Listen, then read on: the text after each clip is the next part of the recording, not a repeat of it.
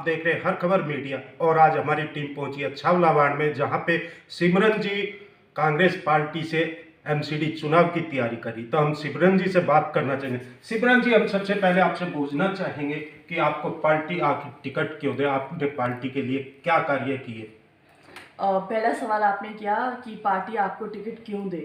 इसका मैं ऑथेंटिक आपको प्रूफ देती हूँ कि अभी कांग्रेस की पॉलिसी चेंज हुई है, जिसमें उन्होंने बोला है कि वो minimum like 50 to 70% MCD election में युवाओं को टिकट देंगी। मतलब कि युवाएं अब वो चुनावी मैदान में उतरेंगे। जैसा कि मैं भी युवा हूँ, मेरी युवा के एज क्राइटेरिया में आती हूँ, तो मेरे को उम्मीद है और मेरे को भरोसा है कि कांग्रेस पार्टी मेरे को टिकट देगी। दूसरा सवाल आपने मेरे से किया कि आपने पार्टी के लिए क्या किया है। पार्टी के लिए मैंने बहुत कुछ करा है, और करना ये नहीं कि आप स्ट्रीट्स पे जाओ और प्रोटेस्ट करो। बात ये होती है, आप किसी पार्टी से इंक्लाइंड होते हो, किसी पार्टी के टुवर्ड्स आपका झुकाव होता है, वो इसलिए होता है क्योंकि पार्टी की अपनी वो आइडियोलॉजी होती है।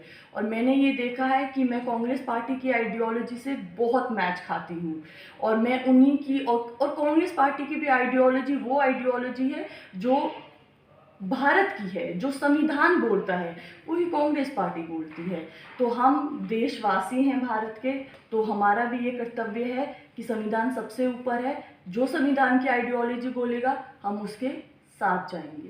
कांग्रेस पार्टी में आप एक महिला है। अगर हम बात करें, इंदिरा गांधी जी प्रधानमंत्री, अब उनके पुत्र बहू पार्टी को गाइड कर रही, उनके लड़के हैं, उनकी लड़की है। इनमें से सबसे ज्यादा पसंद आपको कौन है या सभी?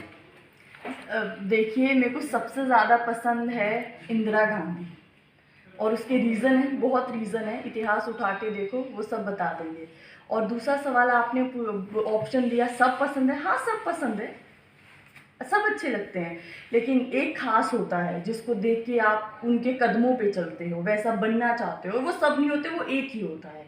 तो वो इंदिरा गांधी है, और उनकी उनकी उनकी मैं फॉलोवर हूँ, और उनके बहुत सारे डिसीजन थे, पावर ऑफ मेकिंग डिसीजन, वो उनमें बहुत स्ट्रॉन्ग थी, जो आज के समय में हमें रिक्वायर्ड है। आप वर्ल्ड वाइड देखो, मतलब देश वाइज देखो, तो आपको डिसीजन मेकिंग की पावर होनी बहुत ही अनिवार्य है। तो अब हम आपके वार्ड में आते, यहाँ की जनता आपको वोट क्यों दे? यहाँ की जनता के लिए आप तक अब कितनी बार जनता के बीच में गई, या फिर चुनाव माहौल देख के आप पार्टी में जुड़े और टिकट की दावेदारी ठोकी?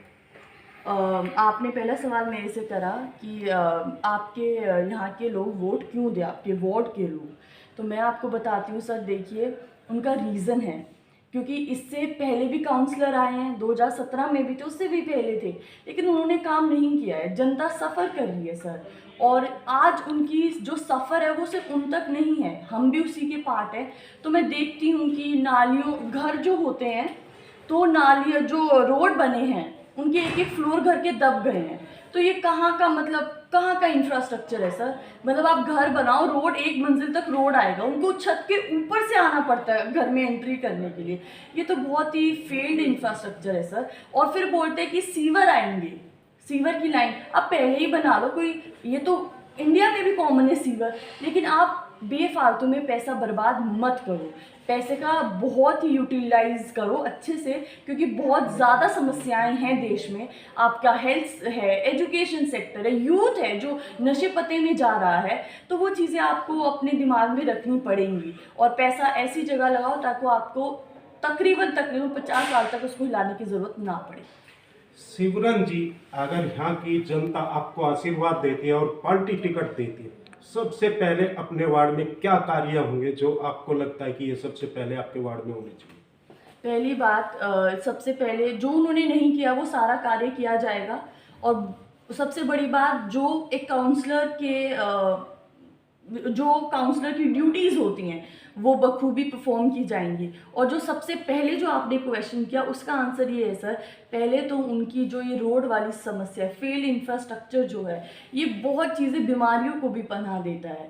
यहाँ पानी इकट्ठा हो जाता है, तो फिर बीमारियाँ होती, लोगों को डेंगू, चिकनगुनिया, बहुत सारी। और फिर आप एक खुद सोचिए ना, पानी इकट्ठा होगा तो पैसेज में भी दिक्कत होती है। सबसे पहले दी फेल इंफ्रास्ट्रक्चर, को सुधारा जाएगा। उसके बाद अब मेरी तो बहुत सारी लिस्ट है सर, लेकिन मैं आपको सेकंड ऑप्शन भी बताती हूँ, second number, sorry not option.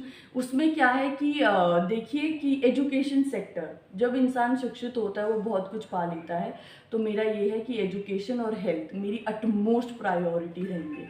और मैं चाहती हूँ मेरे वार्ड के लोगों को जितनी समस्याएं हैं जो आज वो जूझ रहे हैं, वो उन्हें अगला काउंसलर आए वो इन चीज़ों पे ना लड़े। सीधी बात, जो आज तक काउंसलर लड़ते आए हैं, हम ये करेंगे वो करेंगे, अगला भी वही करता है, नालियाँ, इंफ्रास्ट्रक्चर, हेल्थ, एजुकेशन। मैं नहीं चाहती अगला काउंसलर आए तो वो इन सब बातों पे बात करे। कुछ यानी कि नया- यह समस्या आप खत्म कर देंगे अपने वार्ड से? Yes, definitely yes. अब चलते चलते जनता को क्या कहना चाहेंगे अपने वार्ड की? मैं ये बोलना चाहूँगी, देखिए 18 प्लस के सभी लोगों के पास राइट टू वोट है, तो अपना वोट बहुत सोच समझ के दीजिएगा। वोट एक ऐसा हथियार है जिससे आप अपनी जूझ रही समस्याओं से निजात पा सकते हो। तो इसको बहुत ही मतलब बहुत धैर्य के साथ और समझ के साथ इस्तेमाल कीजिएगा। Thank you sir. तो जैसे कि अभी हमने सिमरन जी से बात की, इन्होंने बताई, अपने वार्ड की समस्या भी बताई और पार्टी से जुड़ी उसमें भी इन्होंने इंदिरा गांधी जी का नाम लिया। उन्हीं के काम को देख के या उनके हर चीज़ को देख के पार्टी से जुड़ी हुई है। अब देखना होगा कि पार्टी टिकट इन्हीं को देती है या किसी और को देती है, वो टाइम बताएगा, क्योंकि अब एमसीडी चुनाव है और जल्द ही आचार संहिता भी लगने वाली है। तो फिर हम दूसरे मुद्दे के साथ सिमरन जी से फिर मिलेंगे। अगर टिकट मिलता है जब भी मिलेंगे, नहीं मिलता जब भी हम इनसे चर्चा करने आएंगे। आप देख रहे हर खबर media, Azad Tomar. Like, share and comment. To subscribe this channel, please press the bell icon.